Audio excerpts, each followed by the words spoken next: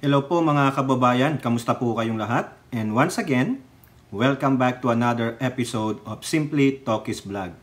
Ito na naman po mga kababayan, panibagong araw, panibagong reaction, komento at pagbibigay ng opinion sa may init na issues, lalo na sa mundo ng politika sa ating bansa. Ito po tayo, meron po tayong mga ilang article dito. This is all about Sara Pusit Duterte and Harry Talakitok Roque. Parang itong nagiging tema ng ating content. Kasi ito po yung magkaibigan na mainit ngayon. No? So, si Harry Roque, ika nga dyan sa ating thumbnail, nilaglag ng dating kaalyado.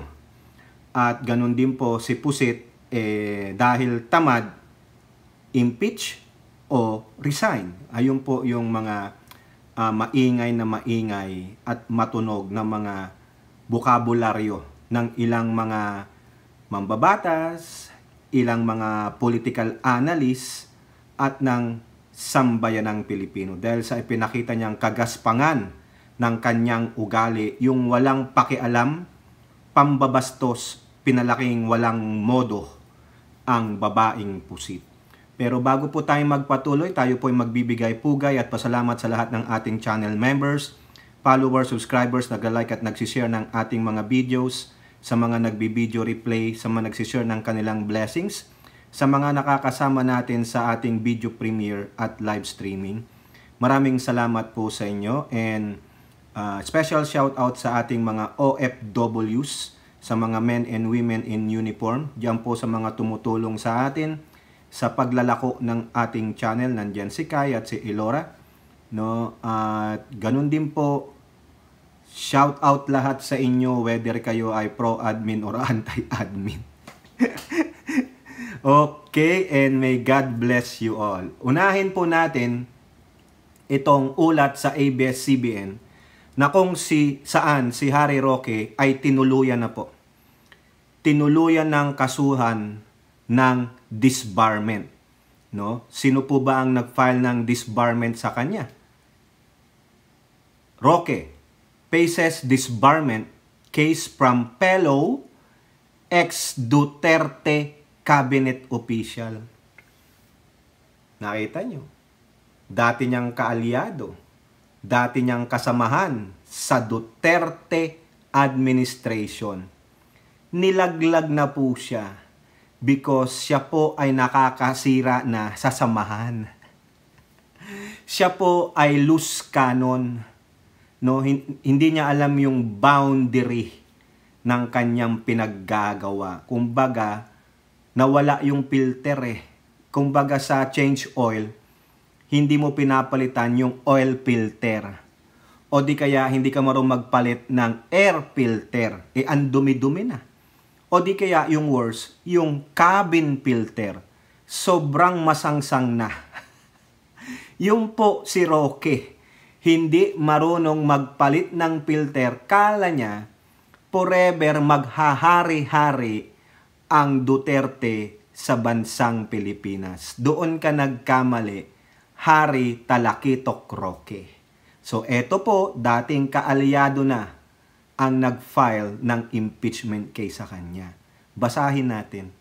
Former Palace spokesperson Harry Roque is facing a disbarment case filed before the Supreme Court by former Cabinet Secretary Attorney Melvin Matibag.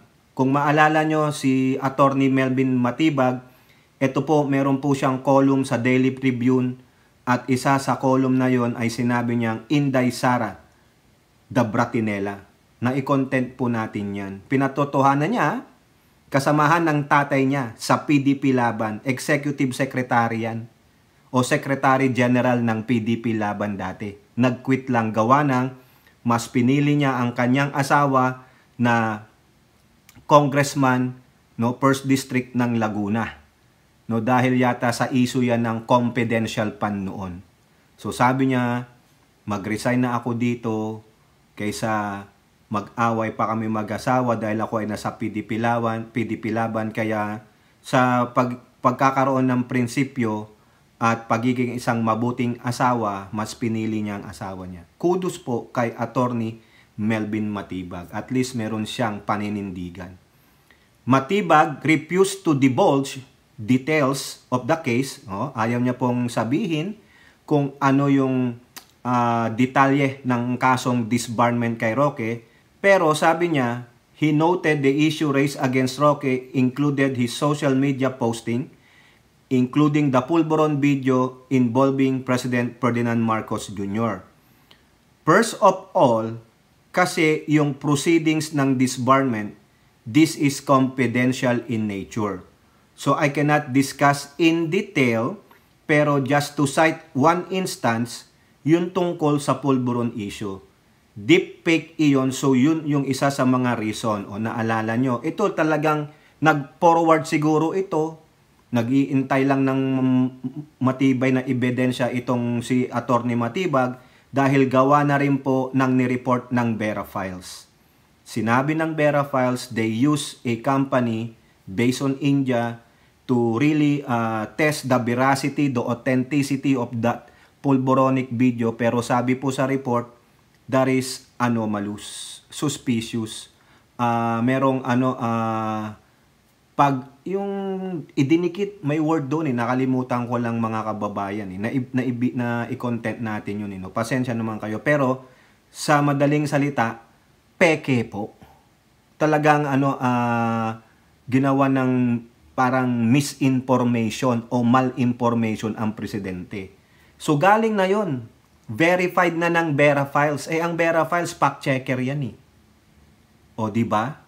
Kung wala palang pakialam ang Vera Files sa pamunuan ng Pangulo, if they don't care kung masira ang pamunuan ng Pangulo, pero talagang sila gusto nilang malaman yung authenticity. Kasi sinisigaw ni Harry Roque, sinisigaw ng mga maisog, ng mga kasamahan nila. Kaya nga sabi nila, Marcos alis dyan, bangag, bangag, bangag. Ngayon, lumabas ang katotohanan na yung pala ay isang peke. So yan na.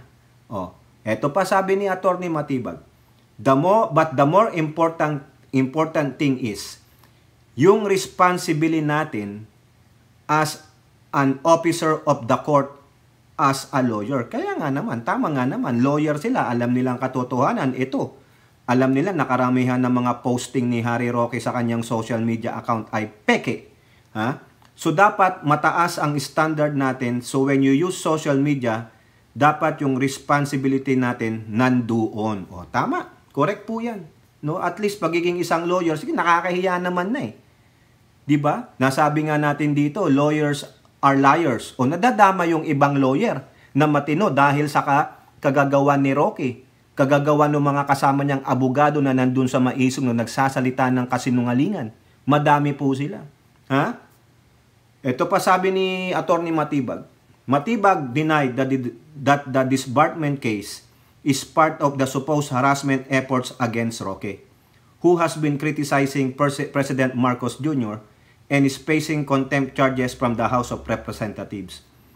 Matibag said the Supreme Court could finally come out with the jurisprudence on how lawyers should behave, especially on social media. Correct. It is my obligation as an abogado, my obligation to protect the judiciary, to protect our ranks from anything na makakasira dahil mataas ang standards as lawyers. Correct, tama po naman dyan si Attorney Matibag.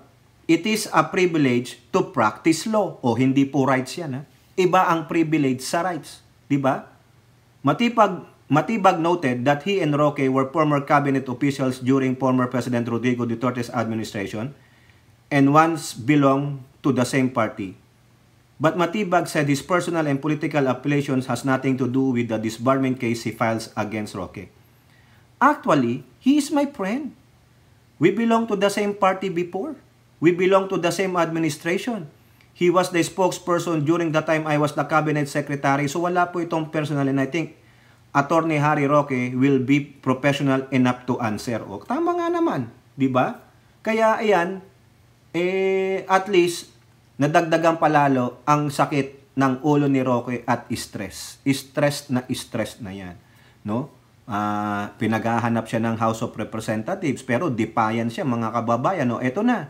At least Meron ng isang abogado na matapang na nag-file ng disbarment. Ano lang pong masasabi ni Roque? Sabi sa politiko, Harry Roque on disbarment case over Marcos Pulveron video. Pinupulbos ako ng Quad Committee. Ayon! Nakakita na naman siya ng sisisihin, mga kababayan. Quad Committee na naman ang sinisisi niya.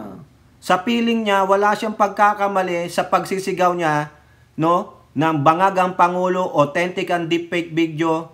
I-download nyo na dahil saglit lang yan. Di ba? Sinasabi niya pang authentic yung video ng Pangulo. Tapos ngayon, may nagsampa ng disbarment case sa kanya, ang sabi niya, pinupulbos siya ng Quad Committee. Patotohanan mo yan, Roque. Humarap ka, magpakalalaki ka. Sabihin mo yan ng harap-harapan sa mga miyembro ng Quad Committee. Ito. Lawyer Harry Roque has fired back at those behind the disbarment case files against him, saying it is nothing but a desperate move for attention. Mga KSP pala ang mga quadmen. Congressman Paduano, KSP ka pala eh. Sabi ni Roque, hindi ako. The case filed by former acting Cabinet Secretary Melvin Matibag before the Supreme Court stemmed from alleged malicious Facebook posting linking President Marcos to the viral Pulveron video. Sabi ni Roque sa Facebook account niya, ang tapang magsalita sa Facebook, pero hindi magpakalalaki pumunta sa Quadcom hearing. Roque, pare-pareho kayo ng mga kakampi mo, si Bato. Mga wag-duwag. The disbarment case filed against me for my social media post on the Pulveronic video is a desperate act of attention. Complaints of disbarment, first and foremost, should not be made in public. Hindi naman sinabing tuwiran yun ni Atty. Matibag. Kaya nga sinabi niya I cannot divulge the specific details of the disbarment. Pero one of those is yung video. Di ba? Hindi sana kung merong problema sa ginawa ni Atty. Matibag, tinawag na siya ng Supreme Court. Pero alam mo naman yan, Roque, pero kailangan mo magsalita just to, pasinungalingan. Pero nandun na yung disbarment Ang tanong dyan, aaten ka ba? Pag tinawag ka ng Supreme Court. Pag umaten ka at ikaw ay wanted pa rin, hindi ka na makalabas ng Supreme Court. Bakit? Wanted ka Alam pa lang, itago ka ng Supreme Court, dinilibag nila ang kanilang mandato. Sila pa naman ang nag-i-interpret ng batas. Kailangan sumunod sa batas. Di ba? Kung itatago ka ng Supreme Court, sila? Tama na ako, yung idea ko. Halimbawa lang, tingnan nyo. Halimbawa lang, magsisimula na hearing niya, pinapatawag na siya in person. Bawal yung mga satellite, bawal yon. Bawal ang representation. Kailangan yung in person. Pag pupunta siya in person, tapos wanted pa rin siya ng HOR, sa palagay nyo, palalabasin siya ng Supreme Court. Doon ka na. Dadaling ka na sa HOR. But Roque appeared unfazed by the case, saying his Facebook post about the President's health. President's health? Wow! Is not only protected by free speech. Free speech nga yan. But remember, your freedom is not absolute. Kaya nga may nag-file ng disbarment sa'yo. Sa palagay mo, pareho mong lawyer yon, tanga-tanga si Atty. Matibag. Pwedeng saklaw ng iyong free speech. But remember, freedom is not absolute. Di ba? We have to understand that the posting of the video in social media is protected by free speech under the privilege doctrine. It involves a serious disease of a president that deserves an admission or denial. PBBM has not done that. Pwede. Ngayon, ang gawin mo, patunayan nyo muna bago mag-deny o mag-accept si Pangulo. Kaso pinatunayan ng Vera Files peke Anong patutunayan ng presidente sa inyo? Di ba? Gago rin ba ang Supreme Court na sabi, Mr. President, halika dito. Patunayan natin hindi ka adik. Paano papatunayan ng Pangulo yan? Peke nga Hindi nga ako yun Biktima ako ng fake news. Ano patutunayan ko sa inyo? Di ba? Hindi man ako obligado dahil peke yun. Di ba? Tama, mali. Roque, para masabi mo na patunayan ng Pangulo o i-deny niya, kayo munang magpatunay na yung bidyong gawa ninyo ay totoo, na si Pangulong Presidente ay nakita nyo mismong nag-a-addict. Si mismong Pangulong Marcos ang sumisinghop ng pinagbabawal na gamot. Hindi. Yung mismong report na ng Deepfake Analysis Unit ng taga-India ang nagsabi, there is malicious. Pinakialaman ninyo, altered. O tapos gusto nyo, umamin ng Pangulo, i-deny niya, ano siya? Diba? Wala kayong napatunayan. Pero kami may napatunayan. Ano? Sinungaling kayo. Mandarambong kayo. Peki kayo. Tapos ang gusto mo, may problema ang Pangulo, paano mo nalaman? Meron bang medical report na from the previous years of Pangulo na siya ay addict? Nagparehab ba siya? Nagpakita ba kayo? Nakalkal nyo ba yung health information ng Pangulo? Wala. Diba? O kung nakalkal nyo pala yung video na yon, ba't hindi kayo nangalkal na nagparehab ang Pangulo, tinakbo siya sa hospital dahil sa drugs na OD? Na OD, na overdose. Wala. Pero ikaw, you are insisting that PBBM should deny or accept it? Come on, dude. Prove it first na yan ay totoo. Diba? Saka mag-deny ang Pangulo, i-accept niya. Hindi ang gusto nyo. I-deny o accept niya yung peking bidyong gawa ninyo. Hindi naman siguro ganun kagago ang Pangulo na tulad ninyo. Sa palagay mo, hindi ka papailan ng case ni Atty. Matibag kung wala siya matibay na ebidensya? Hindi lang naman yan ang fake videos mo o fake posting mo eh. Isa lang daw yan. Diba? Nako po. Roque also claimed that the video is a national security matter affecting millions of Filipinos. Kung adik pala ang Pangulo, di ibig sabihin, mali pala yung desisyon niyang magbigay ng mga lupa sa ARBs. Lahat pala ng pinirmahang batas ng Pangulo simula nung naupo siya, mali pala yun. National security? Ano? Ano ang national security ang ginawa niya? May threat ba? Ang threat yung kababayan mong China. Oo, yung amo mong China ang threat. Paano naging national security? Wala nga kayo napatunayan eh. Diba? Sinungaling. Yan ang tinatawag mong a lawyer is a liar. Si Harry Roque. He noted the authenticity and the content of the video deserves a widespread discussion. Nonetheless, Roque claimed that the video doesn't prove anything about the president tignan mo! Wow! Wow! Ano sabi mo eh? Diba? Marcos alis dyan eh. Bangag-bangag eh. Wow! Wow! Ang galing naman. Ito pa sabi niya. Sa lahat ng ito isa lang ang sigurado. Pinupulbos ako ng Quad Committee dahil sa pulboronic video. Ayon na rin ito mismo sa mga dating kasamahan ko sa Kamara. Really? So, ibig sabihin, may puting ahas ka sa Kamara? Nako! Nandadamay pa ng mga congressman. Patay na tayo dyan. Patay tayo. Ngayon, mga kababayan, humarap ka na lang, magpakalalaki ka, Roque. Huwag mong gamitin yung Quad Committee. Nag-i-insinuate ka lang eh. Diba? Ay, ang kapal ng mukha. Duwag na duwag ka naman. Nako, you are really, wala nang bridge, Roque. It's already burned. Wala na. Lumangoy ka na lang sa malakas na agos. O di kaya, tumapak ka na lang sa kumunoy.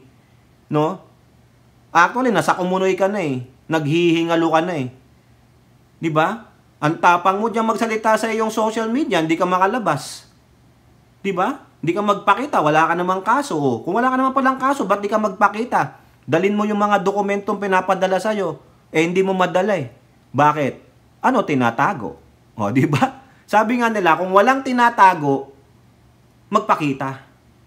Dalhin yung hinihingi. Ikaw ang nagboluntaryo. Nung nakita mong mai-incriminate ka siguro, mabubusisi kung saan galing yung mga kinita mo. Ayaw mo na. Kung ano na ng mga alibay mo. Di ba sabi nga, kung gusto, may paraan.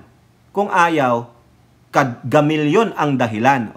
Ganon. Di ba, Roque? Wala ka dito. Sukul ka, Roque. Wala na. Napusoy dos ka, Roque. Wala eh. Kaso ang ano mo is, takbo na. Catch me if you can. See you later, dudes. O, di ba?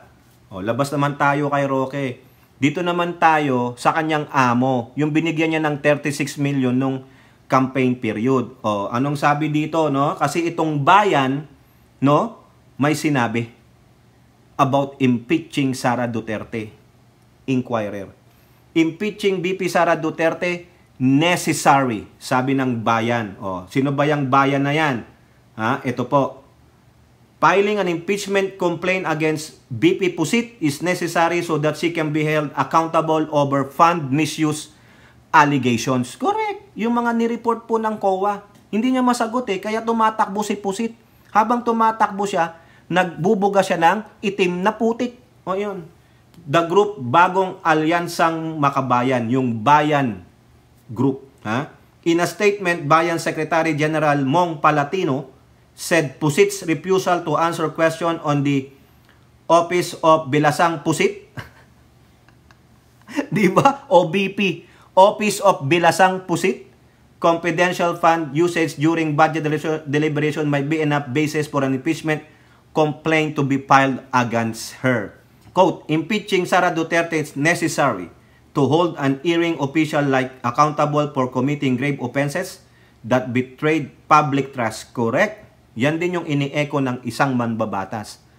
Betrayal of public trust. Her anomalous spending of confidential funds in 22 and 23, the irregularities in the distribution of funds during her term as Education Secretary, and her refusal to answer queries about these issues during the budget hearings are enough to remove her from the office. Correct ka dyan, sabi ni Palatino.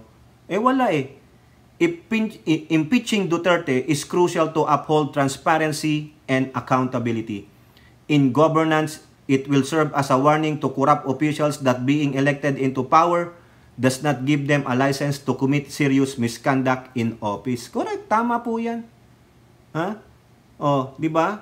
Nakakahiya po. Nakakahiya. No? Ito pa ang sabi niya. Ha? Sabi ni Palatino, dito na tayo sa baba. Instead of fulfilling her duty to properly account for and explain the misuse of funds of her office, Duterte binilify niya, ginawa niyang masasama yung mga kritiko niya and use squid. Talagang pusit tactics to evade accountability. Yung kumbaga, instead na sagutin niya ng diretso ang ginagawa niya, political attack, demolition job, impeachment case sa akin. Yun yung tinatawag mong squid tactic. Dinadivert mo, instead pinapalabasan mo na ng ibang mga issue. Tulad nung sinabi niya, si Hontiveros, nangampanya sa akin yan. Si Castro, o anong ginagawa niya dito, convicted child, ganon. O, di ba? Ayun. Pero, iniiwasan niya. That's the squid tactic. Kino-cover up niya ng yung mga issues doon sa mga nakakaharap niya, sa mga kritiko niya. Duterte treated public funds like a trust fund that she can keep and dole out for political mileage. She committed these crimes amid widespread hunger and poverty in the country while claiming to be a dutiful public servant. Such dishonesty and unethical behavior make her grossly unfit to remain as a public office. Ay, yikes, no? Yan po, no? Talagang yan ang sabi ng bayan, yung Bagong Alyansang Makabayan, no? Si Palatino, siya ang Secretary General. Now, meron pong sinabi si Papa Gadon. Papa Gadon means Presidential Advisor for Poverty Alleviation. Si Papa Secretary Gadon sa politiko. Hayaan sa susunod na kongreso. Gadon tells bayan, yung kanina, to delay impeachment of Sara Duterte. Bayaan nyo na lang daw sa next Congress. Kailan ba ang next Congress? After 2025, yung mga bagong elected na mga lawmakers kasi magiging 20th Congress na yan. Doon na lang daw sa bago. Baka ano nyo kung anong iniisip ni Gadon dito, unahan ko na kayo. Baka yung mga kaalyado ni Pusit, lalo na yung mga senador, mawala na. So, ang matitira na lang, si Robin. Yun. Ano magagawa ni Robin? Wala na. Resign na rin ako. Papa Gadon urged the Bagong Alyansang Makabayan to defer its plan to file an impeachment complaint against BP Pusit over public fund misuse. Quote, while I respect the desire of Bayan to initiate impeachment proceedings against BP Pusit, in my unsolicited suggestion, I would suggest to them they should shelve this plan at the moment because simply there is no time. Oh, wala na daw oras. Gadon noted that as filing of certificate of candidacies will start on October 1st, many members of the House are likely more concerned on their campaign. Oo, correct naman siya dyan. Correct siya dyan. Kasi magiging busy sila, hindi nila maasikaso yan. Alam mo na, siyempre, sariling interest. Kaya siguro ay ipagpaliban na muna nila ito at doon sa susunod na kongreso na nila pag-isipan kung ito ay talagang ituto nila dahil sa ngayon ay wala talagang oras. Malapit na rin magkaroon ng Christmas break. Ang pagdating ng January, election fever, campaign session na. Tama naman siya. Gadon suggested to Bayan to gather more pieces of evidence to strengthen their complaint. Correct! Maganda rin naman itong magiging proseso niyan dahil mabibigyan ng pagkakataon si Pusit na ipaliwanag ang kanyang posisyon. Diyan sa mga issues na yan ng confidential funds na pinalabas na nga rin ng COA na marami ritong mga disallowed at marami talagang question sa bagay na iyan. Ayaw niyang sagutin May tinatago. Siguro ito na yung pagkakataon para mabigyan linaw yan ni Pusit at upang bigyan din siya ng due process. Correct. Tama naman. Matalinong pag-iisip yung gadon, ha? So, probably, may punto siya. So, tingnan natin kung itutuloy, kung ititake na yung ng Bayan muna yung suggestion ni Papa Gadon. O ngayon, punta tayo sa isa pa. Ito, yung kahapon, yung mga Young Guns nag-Congress TV. Na topic po mga kababayan, yung pagbubulakbol, paglalakwat siya ni BP Pusit. Kaya nga sa thumbnail natin, Bising Pusit na tamad, resign or impeach. Ayan. Kasi po, yung matapang na isang one Bicol party list ba? Si Bungalon. Ano sabi niya sa politiko? Ayaw gawin trabaho, di tamad, di ba? Sara Duterte can step down if no longer interested in BP duties, sabi ni Ako Bicol Solon, si Representative Bungalon. Di ba? House Assistant Majority Leader and Ako Bicol Party List Representative Raul Angelo Bungalon called on BP Pusit to step down if she's no longer interested in fulfilling her duties and responsibilities as the second highest official of the country. Correct. No, tamad Common denominator nila yan, mag-aama, tamad. Sinabi rin natin yan sa ating LS, no? Bungalon issued a statement after photos and videos of Duterte circulated on social media showing that she was in Calagas, Island, at least until Monday morning. Ay, sarap, nagtampisaw after Peña Francia, gastos. Ha? Walang ginagawa, nakikipiesta-piesta lang, alam nyo na. Tapos pumunta ng Calagas, pa-picture sa mga tanga na nandoon. No, yung mga angat na nandoon. Yung aking BP, ganyan, ikaw, ang kulay ng rosas. Siya na, ang bagong muka ng Pink. Wala na si Lenlen. Si Lenlen, siya ang muka na ng Pink sa local kasi mag-mayor Kaya ang bagong representante ng Pink ay si Sara Pusit Duterte. Hindi nila dinidebunk yan kasi si Trillanes lang ang galit na galit Pero yung mga kakampings, binibira pa nila si Trillanes kasi nasasaktan daw yung kanilang mamang lutang. Kaya ngayon, ang representante ng Pink sa national stage ay si Pusit. Ayan, kala nyo ganun sila. Ibig sabihin po nito, wala talagang intensyon na dumalo dito po sa pagdinig ng plenaryo upang i-sponsor at i-defend ang budget ni Pusit. Sapagkat kung meron po siyang intensyon, dapat Sunday pa lang man lang nandito na siya sa Maynila o kaya naman nakipag-communicate siya sa office ni Kong Alonto Adyong para magkaroon po ng briefing ang mapaganda ng budget sponsor at mga katanungan po sa OBP. Correct. Kaso pinadala ng letter si Representative Adyong Bahala na daw ang House of Representatives magdesisyon. Bastos, di ba? Bastos itong pusit na ito. Tingnan ninyong pagmumukha ng gaga na yan. OBP's budget was scheduled for plenary deliberation last Monday and Adjong was tasked to sponsor it. Wala. Anong ididepensa ni Representative Adjong? Nakakaawa. Binastos ng bastos na pusit. Hayop. Kasumpa-sumpa, no? Duterte neither attended deliberation nor sent a representative with formal authorization. Consistent naman po yung BP nyo. In fairness to her, consistent in the sense na hindi po siya dumalo noong Committee on Appropriation Budget. Hearing pati po sa plenary, hindi rin po dumating. Oo, consistent. Consistent sa katamaran. Oo. Hindi alam ang priorities, mga kababayan. Dapat talaga siyang ma-impeach. Betrayal of public trust. No? Corruption. Yan. Bungalon said this action only showed that Duterte no longer interested in fulfilling her duties and responsibilities. So kung ganun po yung lumalabas, probably we can ask her to step down as the Vice President. Kasi nakikita natin hindi naman siya dumadalo sa mga pagdinig dito po sa Kongreso. So ano pong ibig sabihin nito? Hindi na po siya interesado o mas pinili niya na pumunta sa isang beach resort kaysa dumalo po sa pagdinig ng kanyang budget. Correct. I believe it's the Filipino people, it's up to them to judge the pusit. Ayun. Kung hindi na po siya interesado sa kanyang pong duties and function as the Vice President, we can ask Vice Pusit to step down. Step down na o di kaya pailan nyo na lang ng impeachment next year. Ha? Nakakahiya po. Ang kapal ng mukha. Spoiled brat talaga. Talagang pinapakita niya, I am above the law. O ayan. Ito pa. Sama pa natin to, sabi ni Suarez, nandun din siya sa Congress TV. Di na interesado sa trabaho, congressman. Isa si Bungalon doon, binasa natin.